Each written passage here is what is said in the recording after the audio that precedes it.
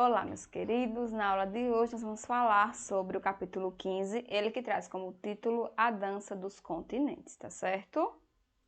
Vamos dar início então falando sobre as evidências para a teoria da deriva continental.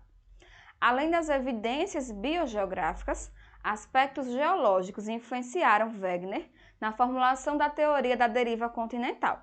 Um deles foi a similaridade geológica entre as formações rochosas da África e da América do Sul. Então, quando foi se analisar as rochas da África e da América do Sul, percebeu-se que tinham muitas similaridades, elas tinham muitas coisas em comum, tá certo?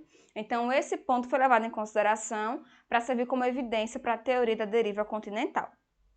A montanha da Mesa, na África do Sul, apresenta rochas com a mesma idade e composição que as rochas da Sierra de La Ventana, que está situada no sudeste da Argentina.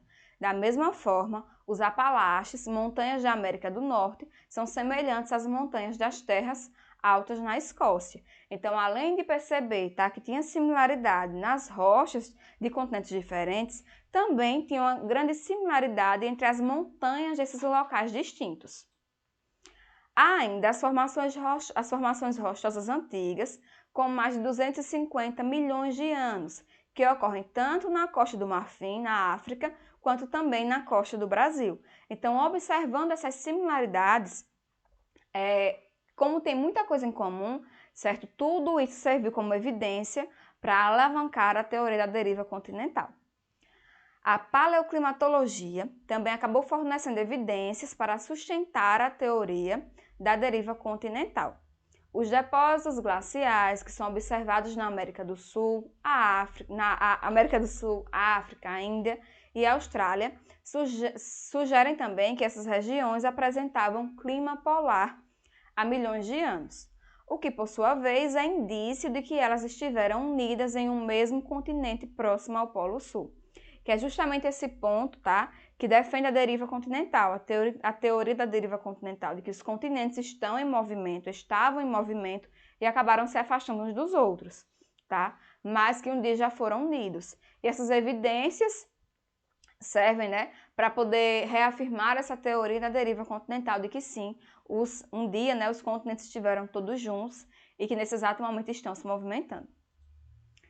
Falando em continentes em movimento, com as evidências acumuladas pela teoria da deriva continental, deduziu-se que todos os continentes estiveram unidos entre 500 e 250 milhões de anos atrás, em um único grande continente. Esse único grande continente recebeu o nome de Pangeia, tá certo? Então, Pangeia, que está aqui na imagem para vocês, seria o nome dado a essa união de todos esses continentes, Então, segundo a teoria da deriva continental, a Pangeia acabou se separando, Então, afastando esses continentes, mas que um dia todos os continentes formaram um continente único chamado de Pangeia. Com o tempo, a Pangeia teria se quebrado em dois continentes, a Laurásia, que abrange a América do Norte, a Europa e a Ásia, e a Gondwana, que incluía a América do Sul, a África, a Antártica, a Oceania e a Índia. Então, vamos lá. Segundo a teoria da deriva continental, primeiro era um único continente, chamado de Pangeia, e que esse único continente separou-se em duas partes distintas, a Laurásia, e a Gondwana. Tranquilo até aí? Vamos lá. Esses dois continentes, Laurásia e Gondwana, teriam ao longo do tempo geológico se fragmentado nas porções que posteriormente dariam origem aos atuais continentes. Processo que teve início há cerca de 200 milhões de anos, Então, segundo a teoria da deriva continental, esse movimento, essa separação dos continentes não aconteceu do dia para a noite, certo? Demorou muitos e muitos anos para poder haver essa separação desses continentes. Atualmente, sabe-se que os continentes continuam se movendo sobre a crosta terrestre. A África e a América do Sul, por exemplo, estão se distanciando uma da outra a uma velocidade de cerca de 10 centímetros por ano. Nesse ritmo, estima-se que todos os continentes voltariam a se unir em uma nova Pangeia daqui a 250 milhões de anos, certo?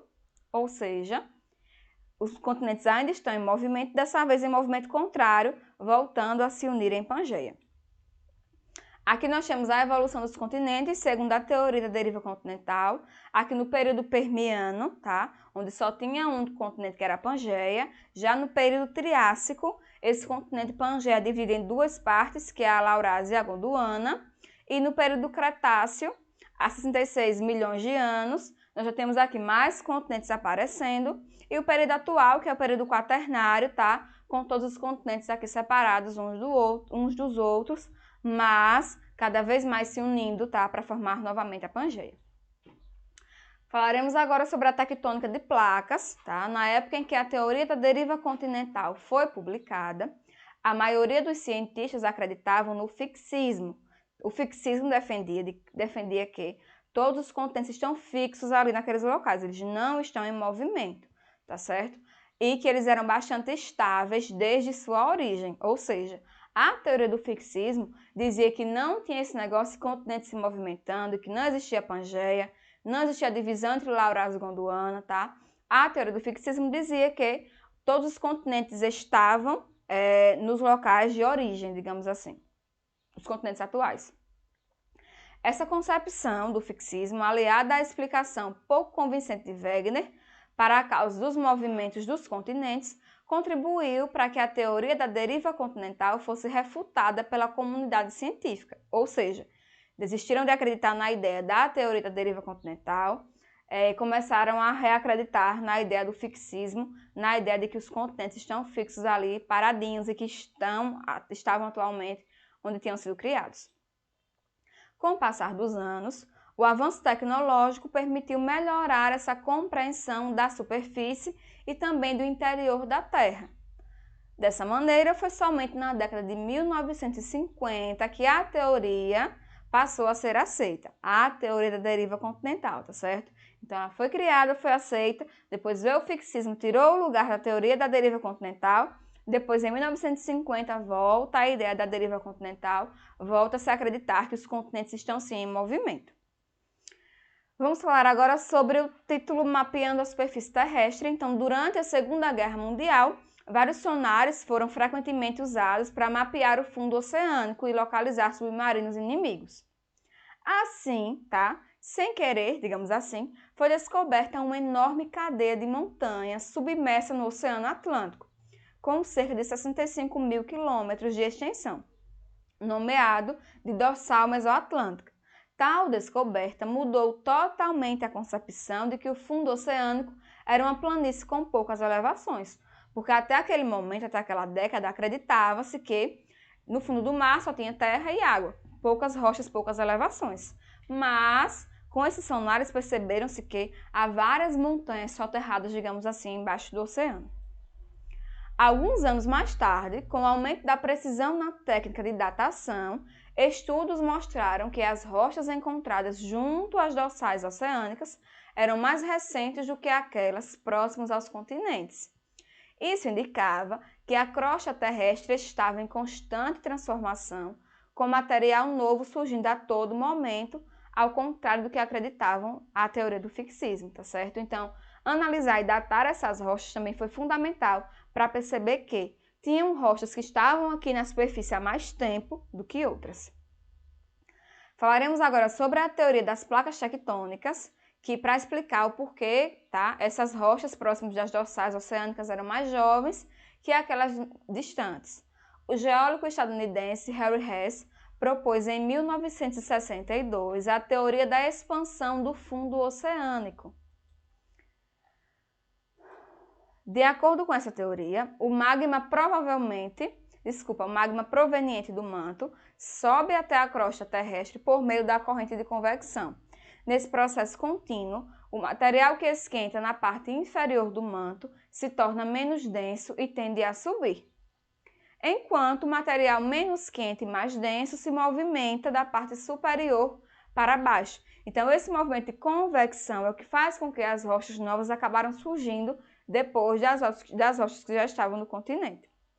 Assim, o magma escapa pela região das dorsais oceânicas e, ao entrar em contato com a água, resfria, formando novas rochas. Dessa maneira, a crosta terrestre situada de cada lado das dorsais oceânicas se afastaria uma da outra, provocando o afastamento dos continentes sobre ela. Então, esse movimento das placas tectônicas foi o que fez com que surgissem essas novas rochas posteriormente e também um dos responsáveis por esse movimento dos continentes. Em 1965, o geólogo canadense Tuzo Wilson afirmou que a crosta terrestre era constituída de placas rígidas que se movimentam sobre a superfície do planeta.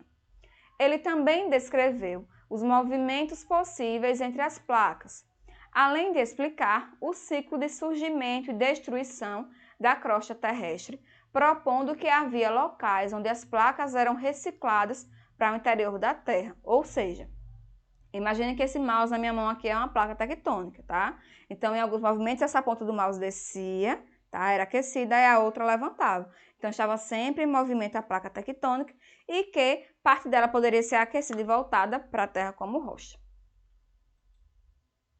A teoria da expansão do fundo oceânico, em associação com os estudos sobre a crosta terrestre e o manto, levou à consolidação da teoria das placas tectônicas, que foi formalmente descrita na década de 1960. Essa teoria era o que faltava para a teoria da deriva continental ser aceita pela comunidade científica, já que ela trazia uma explicação para o movimento dos continentes. Então, utilizando essa ideia do movimento das placas tectônicas, tá? Ele vai dar mais embasamento, serve como mais uma evidência para a teoria da deriva continental. Meus amores, meus queridos, a nossa aula vai finalizando por aqui, tá certo? Tenham todos um bom estudo, se cuidem, qualquer dúvida estou à disposição de vocês. Um cheiro, até a próxima e tchau, tchau!